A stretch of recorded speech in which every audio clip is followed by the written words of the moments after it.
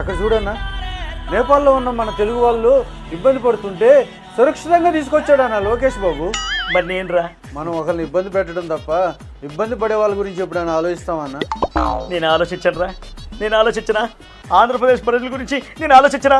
ఏం మాట్లాడుతున్నావురా? అమ్మా చెల్లి గురించి ఆలోచించవు, ఇంకా ఆంధ్రప్రదేశ్ ప్రజల గురించి ఎప్పుడు ఆలోచిస్తావన్నా నువ్వు? ప్రజల కోసం పాదయాత్రలో పరిగెత్తాను రా, కనిపించలేదు నీకు? నువ్వు పరిగెత్తింది పదవి కోసం అన్నా, ప్రజల కోసం కాదు.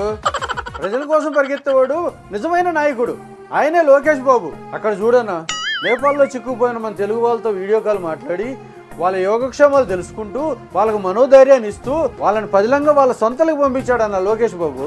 మనం గవర్నమెంట్ లో ఉన్నప్పుడు ఇలాంటి ఆపద వస్తే మనం చేయం ఆ వీడియో కాల్లో. నువ్వు ప్యాలెస్ లో వీడియో గేమ్లు ఆడుకోవడానికే టైం సరిపోదు, ఇంకా నీ విలువైన టయాన్ని ప్రజల కోసం ఎక్కడ ఉపయోగిస్తావు? రే, నేను ఇక్కడి నుంచి నేరుగా నేపాల్కి వెళ్ళిపోయి అక్కడ గవర్నమెంట్కి ప్రజలు జరుగుతున్నటువంటి గొడవని ప్రార్థన చేసి గొడవ ఆపి మన వాళ్ళని సురక్షితంగా అక్కడే ఉంచుతాను రా. ఇక్కడికి రాని లోకేష్ కంటే పెద్ద పేరు కొట్టేస్తా. యష్ యష్. ప్రభువా, ఈ పాపాలు చేసిన పాపిని నేపాల్ గొడవల్లోనే కొట్టుకుపోయేటట్టు చూడు తండ్రి.